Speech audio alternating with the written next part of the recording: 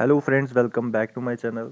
तो आज मैं एक और टॉपिक आपके लिए लेकर के आया हूँ, forest survey of India. Forest survey of India. पिछले 4-5 दिन में मैं कोई भी नया लेक्चर आपके लिए प्रिपेयर नहीं कर पाया बिकॉज ऑफ सोर थ्रॉट। बोलने में थोड़ी तकलीफ थी। आज रिलीफ फील कर रहा हूँ, तो एक नए लेक्चर के साथ आए हैं। बहुत इंपॉर्टेंट लेक्चर आपके लिए रहने वाला है। जो भी आपके आने वाले एग्ज़ाम है फॉरेस्ट डिपार्टमेंट के, जैसे फॉरेस्ट प्रोटेक्शन फोर्स इंस्पेक्टर का एग्ज़ाम है या वाइल्ड लाइफ गार्ड का, फॉरेस्ट गार्ड का, तो वहाँ पे ये चीज़ें जो है आपसे पूछी जा सकती हैं। करंट अफेयर में भी पूछी जा सकती हैं, और आप देखें स्पेशल जो मेंशन किए गए हैं टॉपिक्स इन्वायरमेंट के, इकोलॉजी के या फॉरेस्ट कंजर्वेशन के, तो वहाँ पे भी ये चीज़ें आपसे पूछी जाती हैं। तो रिसेंट रिपोर्ट है ये फॉरेस्ट की, इंपॉर्टेंट हो जाएगा। आप देखें ISFR की रिपोर्ट है 2023 की, इसके बारे में हम पढ़ेंगे। वन शॉट लेक्चर हम आपके लिए लेकर के आएंगे। और अगर आपको इससे रिलेटेड MCQs की प्रैक्टिस करनी है तो आप कमेंट सेक्शन में बताएं, तो हम जो है एक MCQ वाली जो सीरीज़ है या फिर 1-2 लेक्चर जो है उस पर लेकर के आएंगे।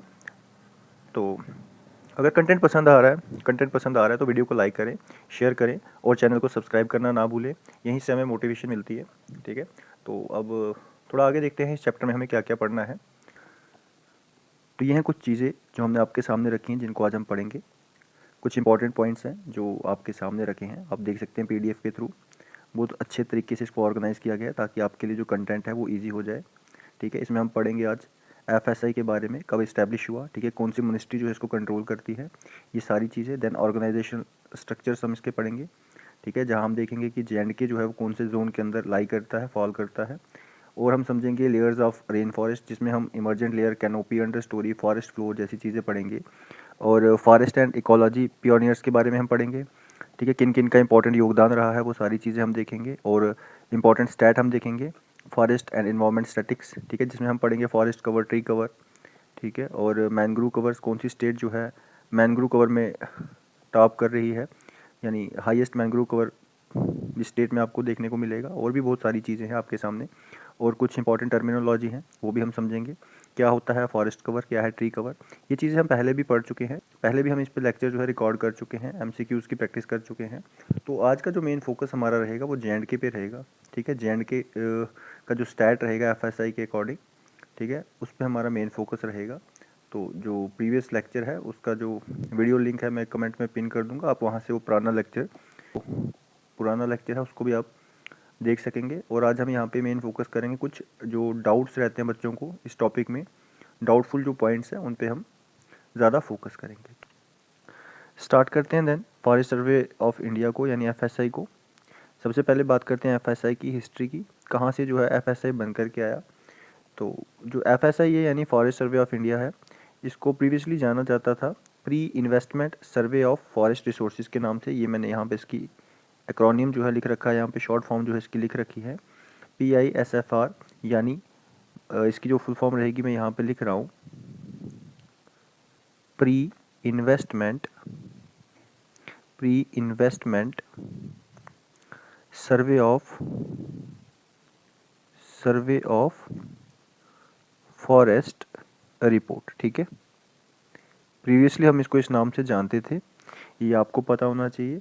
जिसको इस्टेब्लिश किया गया था 1 जून 1981 में। ठीक है, देन इस PISFR को रीऑर्गेनाइज किया गया, रीनेम किया गया, और इसको जो रीनेम करके इसका जो न्यू नेम रखा गया वो है FSI। ठीक है, आपको समझ आया ये?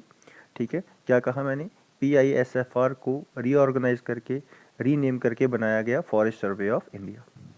इतनी बात आपको समझ आई? कब ये इस्टेब्लिश हुआ था और किस नाम से इस्टेब्लिश हुआ था?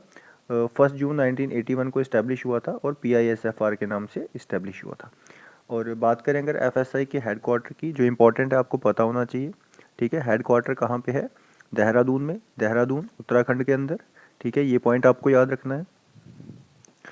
उसके बाद आगे मूव करते हैं, तो बात करते हैं मिनिस्ट्री की। ठीक है, पेरेंट मिनिस्ट्री की, कौन सी मिनिस्ट्री जो है इसको कंट्रोल करती है, तो वो है आपकी ministry of environment, forest and climate change. ये लिख रखा है यहाँ पे आपके सामने, ministry of environment, forest and climate change. ठीक है, और ये आपको पता होना चाहिए, ये भी इंपॉर्टेंट पॉइंट है। उसके बाद प्राइमरी पब्लिकेशन, यानी कौन इसको पब्लिश करता है, इस रिपोर्ट का क्या नाम है। ठीक है, रिपोर्ट का नाम क्या है? Indian state of forest report. ये रिपोर्ट जो है आपने पढ़नी है। इस रिपोर्ट को पब्लिश जो करता है वो FSI करता है। रिपोर्ट का नाम है Indian state of forest report, जिसके बारे में आपको पढ़ना है, और इसको पब्लिश करने वाला है FSI, जिसके बारे में आपने अभी पढ़ा। ठीक है, FSI जो है इस रिपोर्ट को पब्लिश करता है। उसके बाद रही बात कि इसकी फ्रीक्वेंसी क्या है, इस रिपोर्ट की फ्रीक्वेंसी क्या है। जो ISFR की रिपोर्ट है इसकी फ्रीक्वेंसी क्या है, ये बायनियल होती है, यानी every 2 year, after every 2 year जो है ये पब्लिश होती है। जैसे आपकी जो करंट रिपोर्ट है वो है 2023 की, ठीक है, 2023 की रिपोर्ट है और पब्लिश हुई है 2024 के अंदर। ठीक है, रिपोर्ट जो है ये 2023 की है, लेकिन पब्लिश हुई है ये 2024 के अंदर।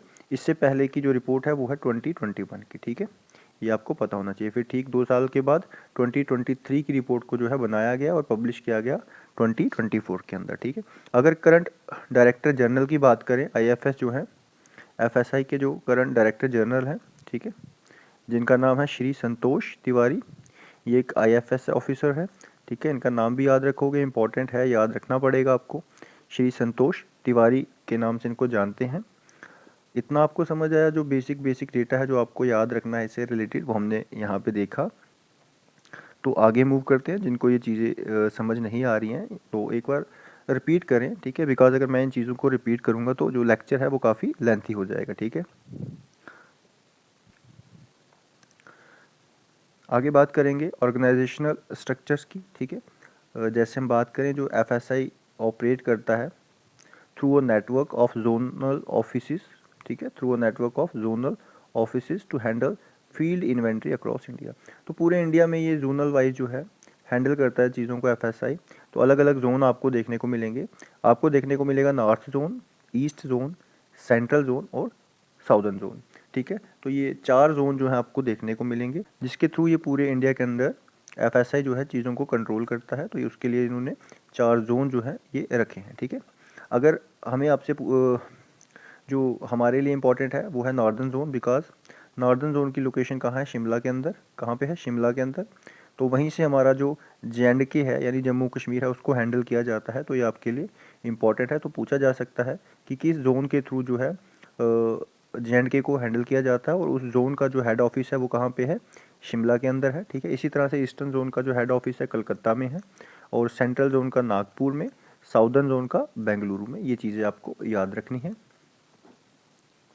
ठीक है, तो क्लियर, पता चला आपको 4 जोन हमारे पास, एक JNK में है, एक कोलकाता में, सॉरी JNK बोला मैंने, JNK को, सॉरी मैंने कहना था कि JNK को जो है वो नॉर्दर्न जोन जो है कंट्रोल करता है, और जिसका हेडक्वार्टर जो है शिमला में है। ठीक है, इसी तरह से ईस्टर्न जोन का कोलकाता में है, और सेंट्रल जोन का नागपुर में है, और साउदर्न जोन का बेंगलुरु में। क्लियर,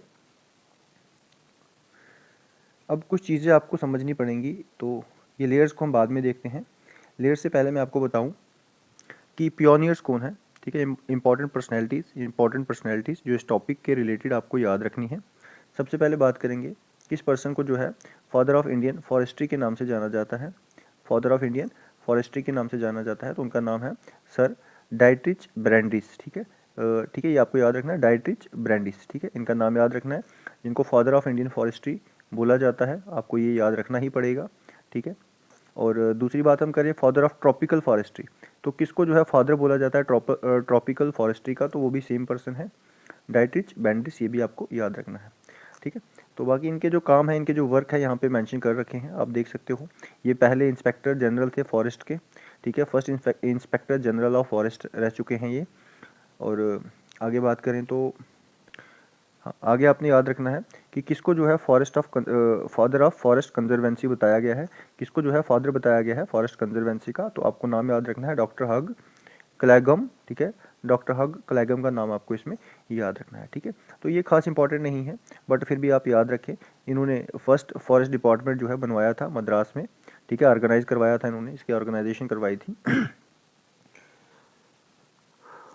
और उसके बाद है आपका, ये इंपॉर्टेंट है, याद रखोगे इसको, फाउंडर ऑफ वन महोत्सव। ठीक है, किसको फाउंडर बोला गया है या फिर फादर बोला गया है वन महोत्सव का, तो है KM मुंशी। कौन है, KM मुंशी। इन्होंने लॉन्च किया था फेस्टिवल ऑफ फॉरेस्ट। ठीक है, और प्रमोट किया था ट्री प्लांटेशन को, प्रमोट किया था, ये इंपॉर्टेंट है। ठीक है, इसलिए इनको जो है फादर या फिर फाउंडर जो है वन महोत्सव का बताया गया है। ये चीज़ें आपको याद रखनी। इसके साथ एक और इम्पॉर्टेंट चीज़, एक और इम्पॉर्टेंट पर्सनैलिटी, वो है फादर ऑफ इंडियन इकोलॉजी। इसको जो है फादर बोला गया है इंडियन इकोलॉजी का, तो वो है प्रोफेसर रामदेव मिश्रा। ठीक है, इन्होंने स्टार्ट किया था पीजी के कोर्सेज स्टार्ट किए थे इन्होंने, फर्स्ट टाइम पीजी की कोर्सेज जो है इंडिया में स्टार्ट किए थे, इसलिए जो है इनको फादर ऑफ इंडियन इकोलॉजी बताया गया है। इसमें भी जो मेन पर्सनैलिटी मैं मार्क कर रहा हूँ, एक तो डाइट्रिच बेंड्रिस, जिनको फादर ऑफ इंडियन फॉरेस्ट्री बताया गया है, इंपॉर्टेंट है, याद रखोगे। दूसरे हैं फाउंडर ऑफ वन महोत्सव के एम मुंशी, इंपॉर्टेंट है। और तीसरे हैं फादर ऑफ इंडियन इकोलॉजी, ये भी इंपॉर्टेंट है, जिनका नाम है रामदेव मिश्रा। ठीक है, और किस लिए इनको ये जो है टाइटल दिए गए हैं, ये भी आपको पता होना चाहिए। आगे मूव करते हैं। नेक्स्ट हम पढ़ेंगे इंडिया की जो ISFR की रिपोर्ट है 2023 की, इसके बारे में हम पढ़ेंगे जो भी इंपॉर्टेंट पॉइंट्स हैं। तो सबसे पहले हम देखेंगे फॉरेस्ट कवर और ट्री कवर। ठीक है, फॉरेस्ट कवर क्या है और ट्री कवर क्या है, इसकी कंडीशन। जैसा मैंने आपको बताया कि ऑलरेडी हम इस पर एक लेक्चर रिकॉर्ड कर चुके हैं, मैं लिंक कमेंट बॉक्स में पिन कर दूंगा, आप वहाँ से उसको डिटेल में देख लेना। बट मैं थोड़ा बहुत यहाँ पे आपको क्लियर कर देता हूँ कि क्या है फॉरेस्ट कवर और ट्री कवर, देन हम समझेंगे फॉरेस्ट कवर कितना है और ट्री कवर कितना है। एक सेकेंड, ये आ गया आपका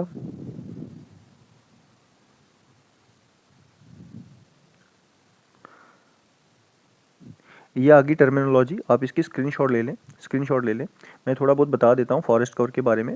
देखिए फॉरेस्ट कवर क्या होता है, एक ऐसी लैंड जहाँ पे जो कैनोपी रहेगी, वो 10% से ज़्यादा रहेगी, मोर देन 10% रहेगी। ठीक है, ओवर 1 हेक्टेयर एरिया। ठीक है, जो एरिया रहेगा वो 1 हेक्टेयर से ज़्यादा रहेगा, और उस 1 हेक्टेयर में जो कैनोपी रहेगी, फॉरेस्ट कैनोपी, वो 10% से ज़्यादा रहेगी। तो लैंड कितनी रहनी चाहिए, 1 हेक्टेयर से ज़्यादा रहनी चाहिए लैंड, और वहाँ पे भी जो फॉरेस्ट की कैनोपी होगी वो 10% से ऊपर होनी चाहिए।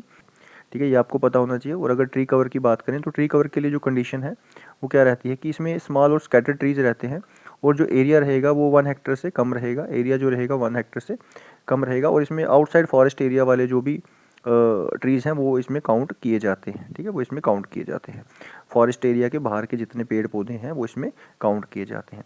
और अगर हम फॉरेस्ट कवर को और ट्री कवर को एक साथ मिला दें, ठीक है, कंबाइन करके इस डेटा को लिख दें, ट्री कवर और फॉरेस्ट कवर को, तो वो कहलाता है ग्रीन कवर। क्या कहलाता है, ग्रीन कवर। ठीक है, ये पता चला आपको फॉरेस्ट कवर क्या है, इसकी कंडीशन क्या है, ट्री कवर के लिए कंडीशन क्या है, और टोटल कवर जो है यानी ग्रीन कवर जो है वो क्या है।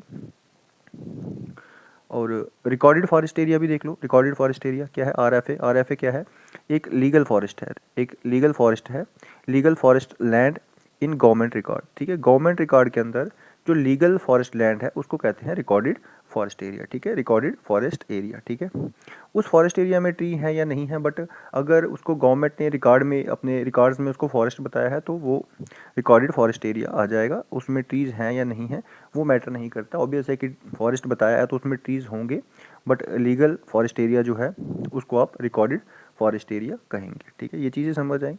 कैनोपी के बारे में मैं आपको यहाँ पे थोड़ा सा दिखा देता हूँ, अगर कैनोपी नहीं पता चला, जैसे मैंने आपको कैनोपी बताया, तो ये देखिए ये होती है कैनोपी। फॉरेस्ट की जो लेयर्स है ना, तो सबसे टॉप मोस्ट लेयर जो है इसको एमर्जेंट लेयर कहते हैं। ठीक है, जो टॉलेस्ट ट्रीज होते हैं इसमें, ठीक है, टॉलेस्ट ट्रीज आते हैं, और यहाँ पे जो थिकनेस होती है इतनी ज़्यादा नहीं होती है अगर आप कंपेयर करें कैनोपी से, जिसके बारे में आपने पढ़ा। इसी के बेसिस पे आप जो terminology like forest cover, tree cover पढ़ते हैं। तो कैनोपी क्या है, ये डेंस लेयर होती है फॉरेस्ट की। ठीक है, जहाँ पे काफ़ी ज़्यादा आपको जो एनिमल्स या बर्ड्स देखने को मिलेंगे, मंकी, पैरेट। ठीक है, ये सारे जो हैं इसी वाले रीजन में, फॉरेस्ट में रहते हैं, यहीं पे इनका जो है हैबिटेट रहता है, हैबिटेट होता है, यहीं पे इनका रहना सहना होता है। ठीक है, इसे कहते हैं कैनोपी। ये थिकेस्ट लेयर रहती है फॉरेस्ट की। उसके बाद आती है अंडर स्टोरी। ठीक है, और देन आती है फॉरेस्ट फ्लोर। इसको फॉरेस्ट वाले टॉपिक में पढ़ेंगे, जब हम फॉरेस्ट पे अलग से टाइप्स ऑफ फॉरेस्ट को पढ़ेंगे तो वहाँ पे ये चीज़ें आप इन डिटेल पढ़ेंगे। अभी के लिए आप ये 4 लेयर्स आप याद रख लो। ठीक है, टॉप मोस्ट लेयर को एमर्जेंट लेयर कहते हैं, और जो सबसे नीचे होती है उसको फॉरेस्ट फ्लोर कहते हैं। ठीक है, तो इनके बेसिस पे हमने चीज़ें समझी, हमने समझा फॉरेस्ट कवर क्या है, ट्री कवर क्या है। ठीक है, तो अब हम पढ़ते हैं, एक सेकेंड, हाँ, अब हम पढ़ेंगे फॉरेस्ट कवर के बारे में और ट्री कवर के बारे में। ठीक है, हम पूरे इंडिया में देखें तो अगर टोटल फॉरेस्ट कवर की बात करें तो पूरे इंडिया में जो फॉरेस्ट कवर है वो 21.76% है।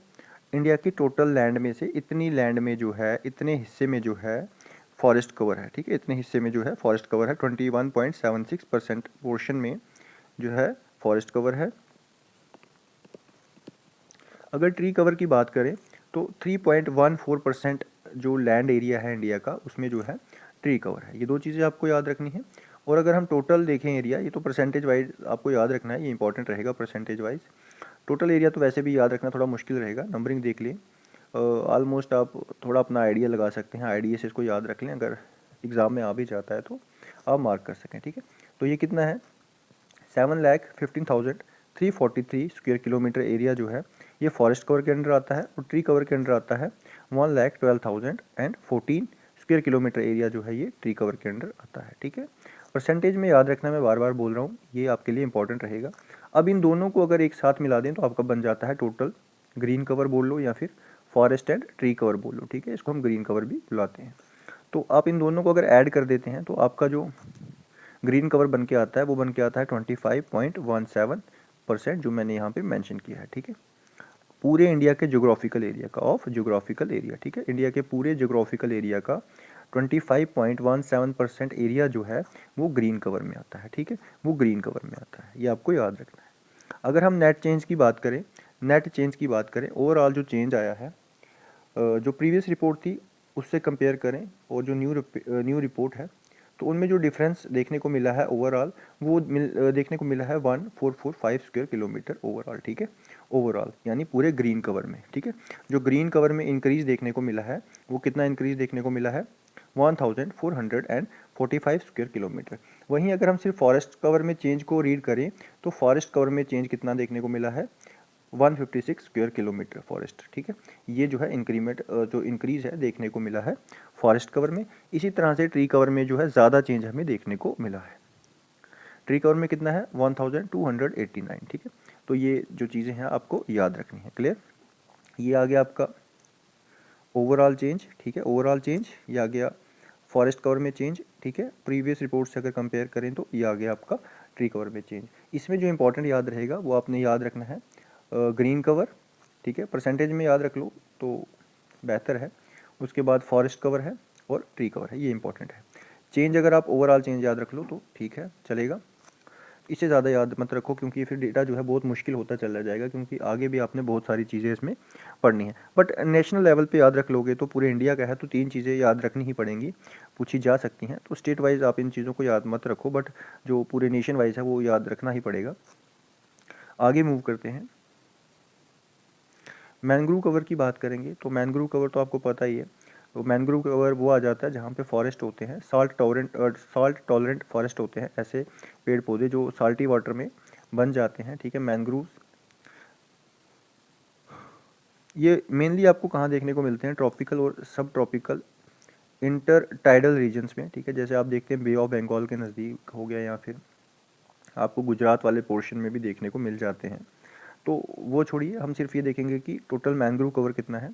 Mangrove cover 4,991 square kilometre area में आपको मैंग्रोव कवर जो है फैला हुआ दिखेगा, ठीक है, ये आपको याद रखना है। परसेंटेज आप याद रख लें, अप्रॉक्सीमेट है ये 0.15%, इसके थोड़ा बहुत ऊपर नीचे अगर एग्जाम में मिलता है तो आप मार्क कर सकते हैं। इंडिया के पूरे जोग्राफिकल एरिया का 0.15% जो है यहाँ पे आपको मैंग्रोव देखने को मिलेंगे, ठीक है, मैंग्रोव कवर देखने को मिलेंगे। तो यहाँ इसमें जो है नेट डिक्रीज देखने को मिला है, 7.43 स्क्वायर किलोमीटर, ठीक है, इतना डिक्रीज जो है देखने को मिला है। जो इसका ट्रेंड है कंपेयर करें अगर इसको 2021 वाली असेसमेंट से, तो इसमें डिक्रीज देखने को मिला है। ये पूछ सकते हैं, इंपॉर्टेंट है, इसमें डिक्रीज देखने को मिला है तो इंपॉर्टेंट बन जाता है, ठीक है। फिर अगर बात करें कि सबसे ज़्यादा मैंग्रोव कवर कहाँ पे है, कौन सी स्टेट में है, तो वेस्ट बंगाल में है। टॉप मोस्ट स्टेट है आपकी वेस्ट बंगाल, और सेकंड नंबर पे आपकी आ जाती है गुजरात, ठीक है। फर्स्ट पे वेस्ट बंगाल और सेकंड पे आ जाती है गुजरात, ठीक है, ये आपको याद रखना है। और थर्ड पे आ जाती है अंडमान एंड निकोबार, ठीक है। ये 3 मेजर एरियाज़ हैं जहाँ पे आपको मैंग्रोव कवर्स देखने को मिलते हैं। लार्जेस्ट एरिया आपका रहेगा वेस्ट बंगाल, याद रखना, और सेकंड में गुजरात। अगर पेपर थोड़ा सा टफ आया तो आपसे सीक्वेंस भी पूछी जा सकती है, ऑर्डर भी पूछा जा सकता है, बट शायद नहीं पूछें, तो मेन आपको वेस्ट बंगाल और गुजरात याद रख लो, इतने में आपका काम चल जाएगा। वैसे ही आप हिंट भी कर सकते हैं, इसको थोड़ा सा गैस भी कर सकते हैं, इसको आप थोड़ा सा गैस भी कर सकते हैं। जैसे आपको पता ही है जो मैंग्रोव्स होते हैं ये आपको टाइडल एरिया के नज़दीक देखने को मिलेंगे। तो वेस्ट बंगाल, गुजरात और अंडमान और निकोबार, ये तीनों जो है टाइडल रीजन्स हैं। तो यहाँ पे ही आपको मैंग्रोव कवर्स देखने को मिलेंगे। हाँ, परसेंटेज याद रखनी पड़ेगी परसेंटेज याद, तो ये आप याद रख लो। बैम्बू बियरिंग एरिया की अगर बात करें, ठीक है, बैम्बू बियरिंग एरिया, ठीक है, बैम्बू जो है इसको ऑफनली हम रेफर करते हैं, इसको बुलाते हैं ग्रीन गोल्ड भी बुलाते हैं। क्या बुलाते हैं? ग्रीन गोल्ड, इंपॉर्टेंट है, ठीक है, ग्रीन गोल्ड भी इसको बुलाते हैं। ये हमारी इकोनॉमी के लिए, रूरल इकोनॉमी के लिए काफ़ी इंपॉर्टेंट बन जाता है बैम्बू, ठीक है, इसलिए इसको जो है ग्रीन गोल्ड बुलाते हैं। टोटल बैम्बू एरिया जो पूरे भारत के अंदर है, इंडिया के कितने एरिया में ये फैला हुआ है?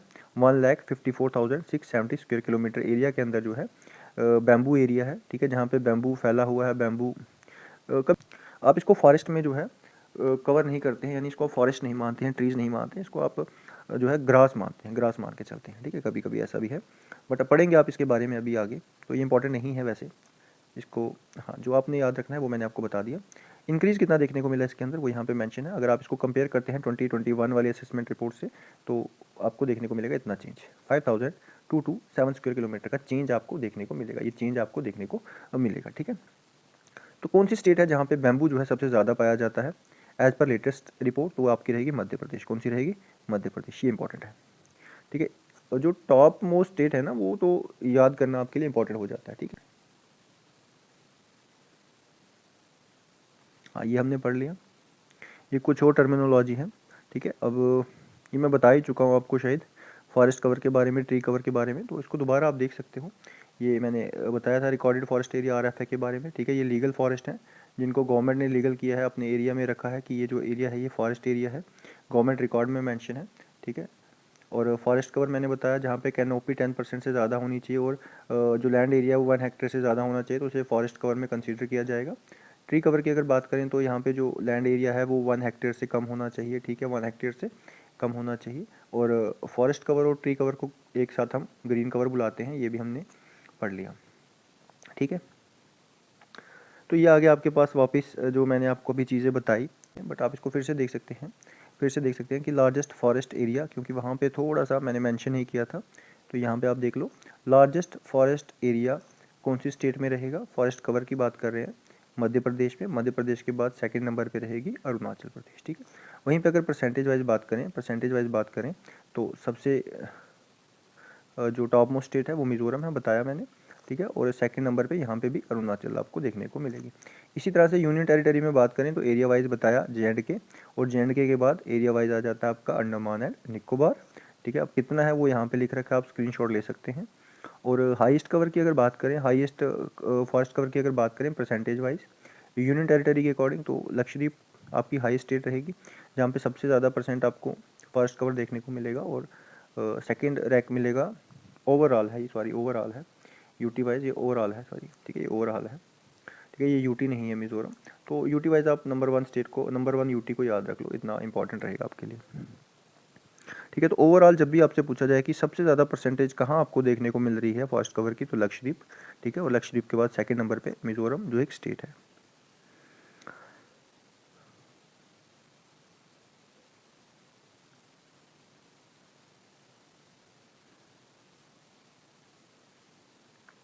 ठीक है, बाकी रही मैंग्रोव कवर के बारे में आपने पढ़ लिया, बैम्बू कवर के बारे में भी आपने पढ़ लिया, बैम्बू बियरिंग स्टेट भी आपने पढ़ ली, ठीक है। तो ये मैंग्रोव लिख रखा है, मैंग्रोव स्टेट सबसे ज़्यादा आपको देखने को मिलेगा, वेस्ट बंगाल एंड गुजरात एंड उसके बाद अंडमान एंड निकोबार था। वहीं पे अगर बैम्बू बियरिंग की बात करें तो सबसे ऊपर है मध्य प्रदेश, देन है अरुणाचल प्रदेश, ठीक है।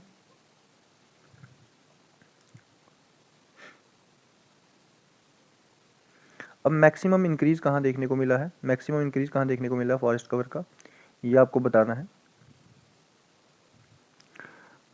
बात करेंगे मैक्सिमम इंक्रीज़ की, ठीक है, मैक्सिमम इंक्रीज़ की। तो मैक्सिमम इंक्रीज़ जो है फॉरेस्ट कवर के अंदर वो कौन सी स्टेट में देखने को मिला?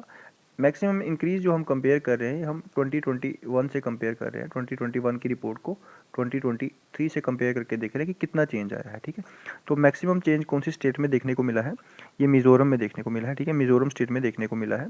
तो +242 स्क्वायर किलोमीटर एरिया का जो इंक्रीमेंट देखने को मिला है फॉरेस्ट कवर में मिज़ोरम में, याद रखोगे मिज़ोरम स्टेट फॉरेस्ट कवर में सबसे ज़्यादा increase, Mizoram, then Gujarat, second state को याद रख सको तो रख लो, ठीक है। वहीं पे बात करें ओवरऑल दोनों को मिला के, ठीक है, फॉरेस्ट कवर को ट्री कवर दोनों को मिला के अगर पूछा जाए, यानी ग्रीन कवर का पूछा जाए, तो आप बताएंगे सबसे ज़्यादा चेंज देखने को मिला है कौन सी स्टेट के अंदर? छत्तीसगढ़ में सबसे ज़्यादा इंक्रीमेंट आपको देखने को मिला है, सबसे ज़्यादा इंक्रीज देखने को मिला है छत्तीसगढ़ में। कहाँ पे? छत्तीसगढ़ में। उसके बाद आता है उत्तर प्रदेश एंड उड़ीसा, टाइड दोनों में इक्वल हुआ है, प्लस 559 का जो इंक्रीमेंट है यहाँ पे हुआ है उत्तर प्रदेश और उड़ीसा में, ठीक है। अब आपका जाता है ग्रोइंग स्टॉक, ठीक है। ग्रोइंग स्टॉक क्या है? ग्रोइंग स्टॉक की अगर बात करें, ग्रोइंग स्टॉक है क्या? Volume of timber. अब इसको इतना सा समझ लो, ज़्यादा डेप्थ में जाने की जरूरत नहीं है। वॉल्यूम ऑफ टिम्बर कि सबसे ज़्यादा लकड़ी कहाँ बन रही है, सबसे ज़्यादा वुड कहाँ बन रहा है, सबसे ज़्यादा टिम्बर कहाँ बन रहा है, तो उसी को आप ग्रोइंग स्टॉक मान के चलोगे। The measure of the volume of all living tree, लेकिन किसकी बात हो रही है? लिविंग ट्री की, ठीक है। लिविंग ट्री की, जो पेड़ अभी जीवित है, ठीक है, जो अभी जीवित पेड़ है, जो लगा हुआ है ज़मीन में, जो अभी जीवित है, ठीक है, लिविंग ट्री की बात होती है इसमें। In given area of forest और वुडलैंड, ठीक है, वुडलैंड, ठीक है, क्लियर। तो टोटल ग्रोइंग स्टॉक की अगर बात करें तो इंडिया के अंदर इसको क्यूबिक मीटर में जो है मेजर किया जाता है, ये याद रख लेना। तो इंडिया के अंदर कितने मिलियन है? ये 6430 मिलियन अप्रॉक्सीमेटली, इतना जो है आपको ग्रोइंग स्टॉक देखने को मिलेगा। मेजरमेंट इसकी क्यूबिक मीटर में की जाती है, ठीक है, या तो ऐसे लिख लो मीटर क्यूब, ठीक है, जिसमें इनसाइड फॉरेस्ट है और आउटसाइड फॉरेस्ट भी है। इनसाइड फॉरेस्ट में आपका आ जाता है 4479 मिलियन अप्रॉक्सीमेटली, ठीक है, क्यूबिक मीटर। और इसी तरह से आउटसाइड फॉरेस्ट आ जाते हैं, TOF आउटसाइड फॉरेस्ट। यानी देखो आउटसाइड फॉरेस्ट क्या है, जैसे यहाँ पे जंगल वाला एरिया है, यहाँ पे जंगल वाला एरिया है, ये मैंने मार्क कर दिया, ये फॉरेस्ट वाला एरिया है, ठीक है, जहाँ पे बहुत ज़्यादा पेड़ लगे हुए हैं। इसी तरह से कुछ एरिया ऐसे भी हैं जो फॉरेस्ट के आउटसाइड हैं, फॉरेस्ट एरिया में लाई नहीं करते हैं, वहाँ पे भी कुछ जो है पेड़ पौधे लगे हुए हैं, ठीक है। तो ये एरिया जो है ये आ जाएगा ट्री आउटसाइड फॉरेस्ट एरिया, और ये आ जाता है आपका फॉरेस्ट एरिया, ठीक है, ये आ जाएगा आपका फॉरेस्ट एरिया, ठीक है, क्लियर। तो ये डिफरेंस है। ये आगे इनसाइड फॉरेस्ट में आपको काफ़ी ज़्यादा जो है अमाउंट देखने को मिलेगा ग्रोइंग स्टॉक का, और आउटसाइड फॉरेस्ट में ऑब्वियस है कि फॉरेस्ट एरिया नहीं है तो कम ही देखने को मिलेगा, 1950.97 मिलियन क्यूबिक मीटर, ठीक है, क्यूबिक मीटर। क्लियर हुआ होगा आपको ग्रोइंग स्टॉक क्या है? तो बहुत सिंपल चीज़ है कि यहाँ पे आपने देखना वॉल्यूम ऑफ टिम्बर कितना है, बट लिविंग ट्रीज की बात होती है यहाँ पे, ठीक है, और इसमें इनसाइड फॉरेस्ट क्या है और आउटसाइड फॉरेस्ट क्या है ये भी आपको समझ आ गया होगा, ठीक है। वहीं पे अगर की फैक्ट की बात करें तो सबसे ज़्यादा वॉल्यूम आपको देखने को मिलता है, MP has the highest total volume highest आपको देखने को मिलेगा MP में, but J&K has the highest per hectare. अगर पर हेक्टेयर में बात करेंगे ना, हर एक हेक्टेयर में बात करेंगे, तो उस केस में J&K जो है वो आपका हाईएस्ट रैंक जो है गेटर है, हाईएस्ट रैंक गेटर है, ठीक है, ग्रोइंग स्टॉक में। दोनों चीज़ें याद रखना, इसमें कंफ्यूज मत होना। अगर ओवरऑल पूछा जाए कि हाईएस्ट वॉल्यूम कहाँ पे है, ठीक है, पूरा जो ओवरऑल पूछा जाए तो आप MP को बताएंगे, ठीक है। बट पर हेक्टेयर की अगर बात करें, पर हेक्टेयर, तो वो आपको ज़्यादा देखने को मिलता है J&K में, जो पूरे नेशन से भी कहीं ना कहीं ज़्यादा है, ठीक है। तो पर हेक्टेयर में J&K कितना प्रोड्यूस करता है? 296.22 क्यूबिक मीटर पर हेक्टेयर, ठीक है, पर हेक्टेयर में J&K सबसे आगे है, ठीक है, ये आपको याद रखना है। इंपॉर्टेंट है, ये पूछा जा सकता है, इंपॉर्टेंट है, बिकॉज यहाँ पे जो J&K है हाईएस्ट रैंक गेटर है किसमें? पर हेक्टेयर जो ग्रोइंग स्टॉक J&K प्रोड्यूस करता है। वहीं पे बात करें कार्बन स्टॉक की, तो कार्बन स्टॉक क्या है? कार्बन स्टॉक क्या है ये आपको पता होना चाहिए। कार्बन स्टॉक क्या है? Carbon stock of a forest is the amount of carbon. क्या है ये? Amount of carbon sequestered and stored in the ecosystem. यानी सिंपली आप समझ लो कि कितना कार्बन जो है स्टोर्ड है इकोसिस्टम के अंदर, ठीक है, चाहे बायोमास है चाहे सॉइल है, तो उन सब चीज़ों के अंदर कितना कार्बन का अमाउंट जो है स्टोर्ड है उसे कहते हैं कार्बन स्टॉक, ठीक है।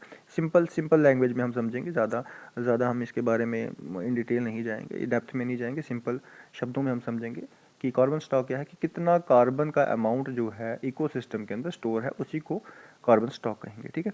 तो पूरे भारत के अंदर बात करें तो कितना कार्बन स्टॉक है? 7285.5 मिलियन टन्स, ठीक है, इसको टन्स में मेजर किया जाता है, ठीक है। वहीं पे इंक्रीमेंट की बात करें तो प्लस 81.5 मिलियन टन्स का इंक्रीमेंट देखने को मिला है अगर आप 2021 की रिपोर्ट से कंपेयर करते हैं तो, ठीक है। सबसे टॉप स्टेट कौन सी है कार्बन स्टॉक में? तो आप याद रखोगे ये पॉइंट इसमें सबसे ज़्यादा इंपॉर्टेंट है, डेफिनेशन भी इंपॉर्टेंट है समझने के लिए, ठीक है, और इम्पॉर्टेंट है आपका स्टेट, कौन सी स्टेट? अरुणाचल प्रदेश, ठीक है, जहाँ पे सबसे ज़्यादा हाईएस्ट टोटल कार्बन स्टॉक देखने को मिलेगा इंडिया के अंदर, वो है अरुणाचल प्रदेश, ठीक है। तो आपने जो सबसे इजी पॉइंट याद करने हैं वो है टॉप मोस्ट स्टेट हर एक पॉइंट के अंदर, ठीक है, टॉप मोस्ट स्टेट हर एक पॉइंट के अंदर, हाँ, तो जो मेन फोकस है आपका एग्ज़ाम में वो जे.एंड.के पे रहने वाला है। तो जे.एंड.के की रिपोर्ट समझेंगे, जे.एंड.के के बारे में समझेंगे। तो जे.एंड.के में जो फॉरेस्ट कवर है वो कितना है वो आपको पता होना चाहिए। 21,346.39 स्क्वायर किलोमीटर एरिया में जे.एंड.के के इतने एरिया में जो है फॉरेस्ट कवर है, ठीक है। वहीं पे अगर परसेंटेज वाइज बात करें तो 39.07% एरिया में जे.एंड.के के इतने एरिया में जो है फॉरेस्ट कवर है, ये आपको पता होना चाहिए। वहीं पे अगर नेट चेंज की बात करें तो ये नेट चेंज आपको देखने को मिलता है 83.55 स्क्वायर किलोमीटर का इंक्रीमेंट देखने को मिलता है जे.एंड.के के अंदर, ठीक है, अगर आप कंपेयर करें आपकी प्रीवियस रिपोर्ट से, ठीक है। वहीं पे अगर आप डिकेडल चेंज देखें जे.एंड.के के अंदर 2013 से लेकर के 2023 तक यानी डिकेडल चेंज देखें तो वो कितना है 398.12 स्क्वायर किलोमीटर, ये इंपॉर्टेंट है, ठीक है, ये इंपॉर्टेंट है, याद रखना। डिकेडल पिछले 10 सालों में कितना चेंज आया है जे.एंड.के में फॉरेस्ट कवर में। वहीं पे ट्री कवर है तो ये थोड़ा सा ऑथेंटिक नहीं है। ऑथेंटिक कहने का मतलब कि ट्री कवर का डेटा जो है अवेलेबल नहीं है पूरी। मैंने फॉरेस्ट जो एफएसआई की रिपोर्ट है उसको बहुत कोशिश की उसमें ढूंढने की, बट अगर आप ढूंढेंगे ना खुद तो लगभग 400 से ज़्यादा पेजेस की किताब है, पूरी बुक है, और इसके अलग अलग पार्ट है, तो ये डेटा मिलता नहीं है आसानी से, बहुत मुश्किल है। बट फिर भी आप अप्रॉक्सीमेट डेटा याद रखें ट्री कवर का, ठीक है, जो आउटसाइड फॉरेस्ट एरिया है, आउटसाइड फॉरेस्ट एरिया, ठीक है, आउटसाइड फॉरेस्ट एरिया, तो वो इतना है, बट ये आप भूल जाओ तो ज़्यादा बेहतर है, ठीक है, क्लियर। हाँ, तो ये अगर आप कंबाइंड देखते हैं ग्रीन कवर तो ये आपका आ जाता है 24.146 स्क्वायर किलोमीटर, ठीक है। तो बट आप फॉरेस्ट कवर को देखो, फॉरेस्ट कवर को देखो जो कितने एरिया में देखने को मिलेगा आपको, एरिया वाइज 39.07% और ओवरऑल 21,346.39 स्क्वायर किलोमीटर एरिया में ये फैला है। और टोटल आप देख लो दोनों को मिला करके tree cover plus forest cover को मिला के 24,000 समथिंग जो है आपका ग्रीन कवर जे.एंड.के में है, ठीक है। अब यहाँ पे देखेंगे कि जे.एंड.के कहाँ लीड करता है, ये इंपॉर्टेंट है, बिकॉज ये इंपॉर्टेंट बन जाता है कि जे.एंड.के कहाँ पे लीड कर रहा है। तो सबसे पहले बात करें तो ग्रोइंग स्टॉक में जे.एंड.के लीड कर रहा है, ग्रोइंग स्टॉक में। बट अगर बात करते हैं पर हेक्टेयर की, मैंने पहले भी बताया, अगर बात करें पर हेक्टेयर की तो जे.एंड.के लीड करता है, वरना मध्य प्रदेश लीड करता है, वरना मध्य प्रदेश। तो पर हेक्टेयर को मत भूलना, पर हेक्टेयर देखें तो जे.एंड.के जो है पर हेक्टेयर सबसे ज़्यादा ग्रोइंग स्टॉक को यानी सबसे ज़्यादा वुड को जो है प्रोड्यूस करता है, ठीक है।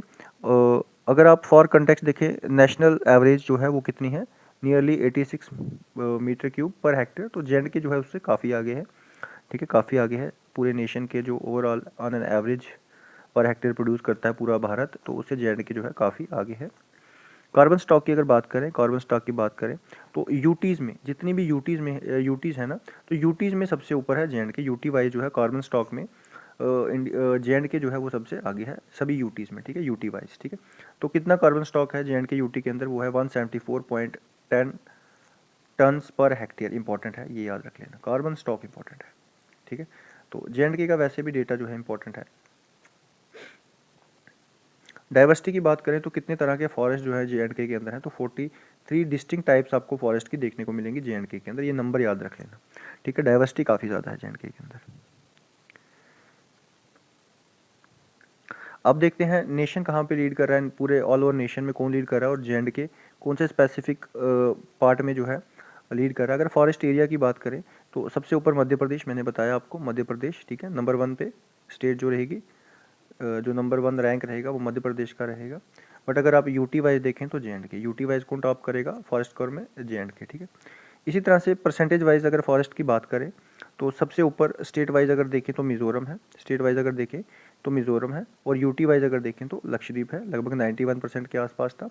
जे.एंड.के जो है इसमें टॉपर तो नहीं है, बट जे.एंड.के का आप याद रख सकते हो, जे.एंड.के का याद रख सकते हो, 39.07% एरिया जो है जे.एंड.के का, वो भी फॉरेस्ट कवर की जो परसेंटेज है वो आप याद रख सकते हो, ठीक है। टॉपर नहीं है यहाँ पे, जे.एंड.के टॉपर नहीं है, टॉपर नहीं है। ग्रोइंग स्टॉक की बात करें तो ग्रोइंग स्टॉक में पूरे नेशन में अगर देखें तो मध्य प्रदेश लीड करता है, ठीक है, इन टोटल वॉल्यूम। बट अगर पर हेक्टेयर बात करें तो जे.एंड.के जो है लीड करेगा, जे.एंड.के लीड करेगा। तो कितना पर हेक्टेयर प्रोड्यूस करता है जे.एंड.के, 296.22 या 23 मीटर क्यूब पर हेक्टेयर, इतना प्रोड्यूस करता है जे.एंड.के, ठीक है। वहीं पे मैनग्रोव्स की बात करें तो मैनग्रोव्स में वेस्ट बंगाल लीड करता है, टॉपर है वेस्ट बंगाल, और जे.एंड.के में ज़ीरो मैनग्रोव, बिकॉज जे.एंड.के जो है ये टाइडल रीजन में नहीं आता है, तो यहाँ पे आपको मैनग्रोव्स नहीं देखने को मिलेंगे, नहीं देखने को मिलेंगे।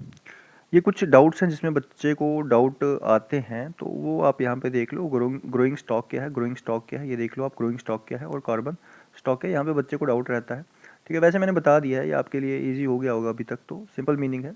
ग्रोइंग स्टॉक में आपने बताना है हाउ मच वुड, कितनी लकड़ी जो है प्रोड्यूस हो रही है, and how much CO2। Carbon stock में देखना है कि कितना कार्बन जो है वो ट्रैप किया गया है, कितना कार्बन डाइऑक्साइड जो है ट्रैप किया गया है, यानी कार्बन कितना जो है ट्रैप किया गया है।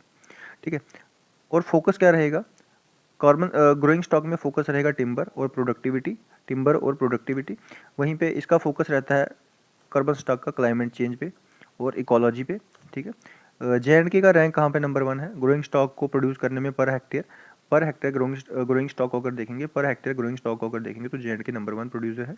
वहीं पे कार्बन स्टॉक में JNK यूटी वाइज नंबर 1 है। कार्बन स्टॉक में पर हेक्टेयर कार्बन स्टॉक की बात करें तो यूटी वाइज जो है नंबर 1 है JNK, यूटी वाइज जो है नंबर 1 है JNK। ठीक है, नेशनल लीडर की अगर बात करें, ग्रोइंग स्टॉक में सबसे ज़्यादा ग्रोइंग स्टॉक अरुणाचल प्रदेश में है। कहाँ पे? अरुणाचल प्रदेश में, नेशन वाइज।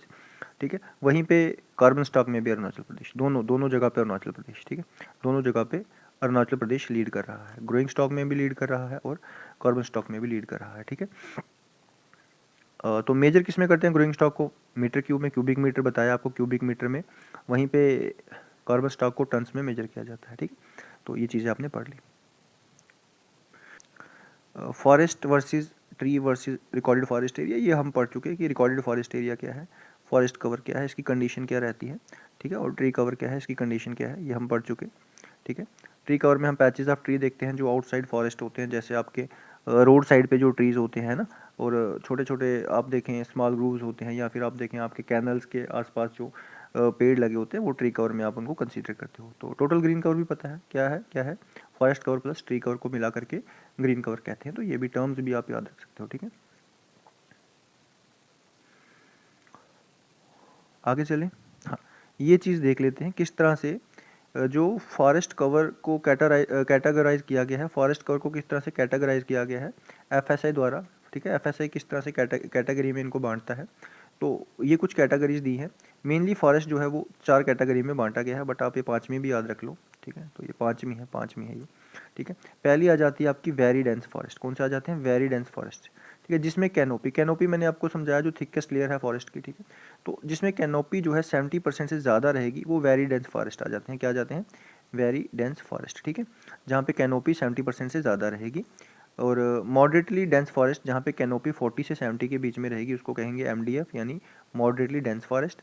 इसी तरह से ओपन फॉरेस्ट क्या रहेंगे, जिनकी कैनोपी की परसेंटेज देखें 10 से 40 के बीच में रहेगी, वो रहेंगे आपके ओपन फॉरेस्ट। इसके लिए आप OF यूज़ करेंगे।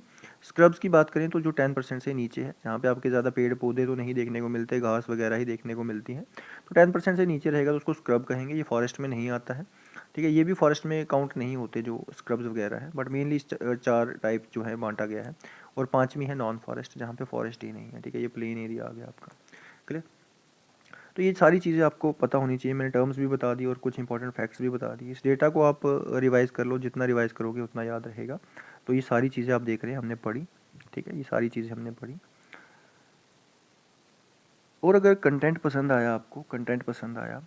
अगर आपको पसंद आया तो आपका क्या काम है बेटा, वीडियो को शेयर करना है, लाइक ज़रूर करना है, उसके साथ साथ चैनल को सब्सक्राइब भी करना है। बहुत मेहनत लगती है, जैसे मैंने आपको पहले भी बताया। तो कितना बड़ा ये डेटा है, अगर आप इसको FSI की वेबसाइट पे जाकर के चेक करेंगे तो आप समझेंगे ये सारी चीज़ें। चलो, नेक्स्ट लेक्चर तक के लिए take care and good bye.